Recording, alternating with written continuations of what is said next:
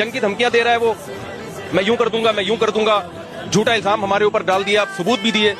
بھائی اگر آپ کا خیال ہے کہ پاکستان نے یہ کام کیا ہے تو آپ ایک تیسرے ملک کو ثالث بنائیں. جب بھی دو میں جھگڑا ہوتا ہے تیسرا ثالثی کا کردار ادا کرتا ہے. پاکستان ثبوت پیش کرنے کے لیے تیار ہے. تو پہلا تو میں پیغام دوں گا، مسئلہ انڈیا پاکستان کا یا وہاں کی عوام کا نہیں ہے، مسئلہ ایک مودی حکومت کا ہے جس کا دماغ خراب ہو گیا ہے. تو اب چونکہ وہ جنگ کی دھمکیاں دے رہا ہے تو ہماری اخلاقی دینی ذمہ داری ہے کہ ہم اگر یہ جنگ چھڑ جاتی ہے تو ہم اپنی فوج کے ساتھ ہیں.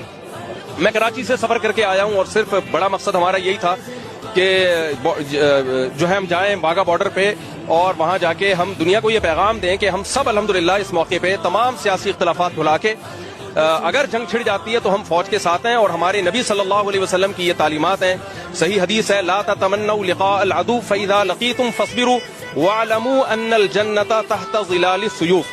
نبی صلی اللہ علیہ وسلم نے فرمایا دشمن سے لڑائی کی کبھی تمنا مت کرو، لیکن اگر جنگ چھڑ جاتی ہے تو یقین کر لو کہ اللہ نے جنت تلواروں کے سائے میں رکھی ہے. تو بھائی مسلمانوں کو تو جنت میں جانے کا میرا خیال ہے ویسے بہت شوق ہے، تو یہ تو شارٹ کٹ راستہ ہوگا ہمارے لیے. الجہاد مختصر طریق الجنہ، نبی صلی اللہ علیہ وسلم نے فرمایا جہاد جنت میں جانے کا مختصر ترین شارٹ کٹ راستہ ہے.